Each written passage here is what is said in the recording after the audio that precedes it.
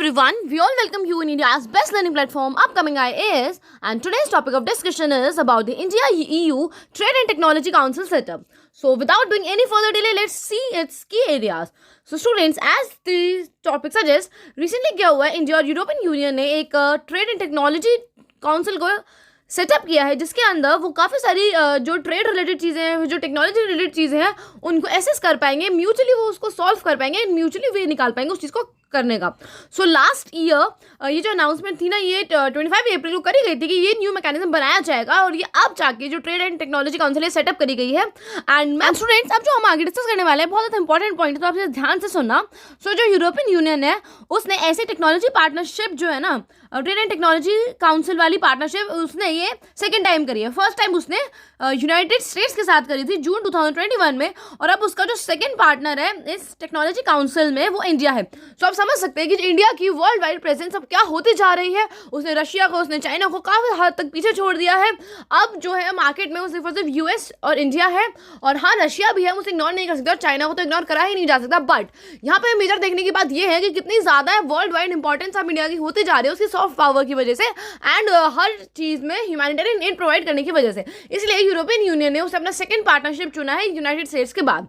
और इस trade and technology council में कुछ ग्रुप्स होंगे जो एस्टैब्लिश करे जाएंगे, और उनके अकॉर्डिंगली वो वर्क करेंगे जिस भी ग्रुप्स मीन्स जिस भी चीज़ के लिए वो सेटअप होंगे.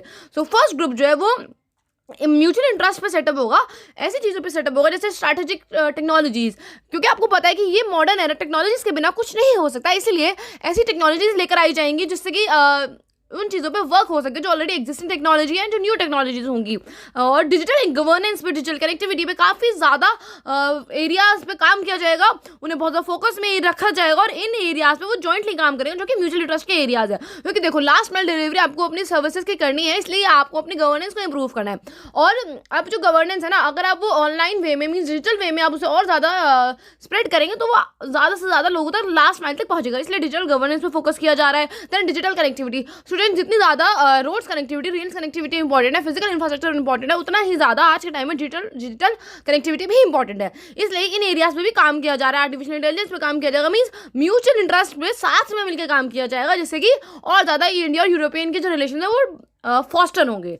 सेकेंड ग्रुप की अगर हम बात करें तो उसमें green and clean energy technologies के ऊपर फोकस किया जाएगा, और देखा जाएगा कि किन किन एरियाज़ में हमें इन्वेस्टमेंट करनी चाहिए, क्या क्या वहाँ पे इनोवेशन आइडियाज़ हो सकते हैं जिससे कि हम उस फील्ड में क्लीन एनर्जी की तरफ, ग्रीनर एनर्जी की तरफ फोकस करें. और आपको पता है ग्रीनर एनर्जी के बारे में तो काफ़ी ज़्यादा फोकस भी किया गया है, as we told are in economic survey session.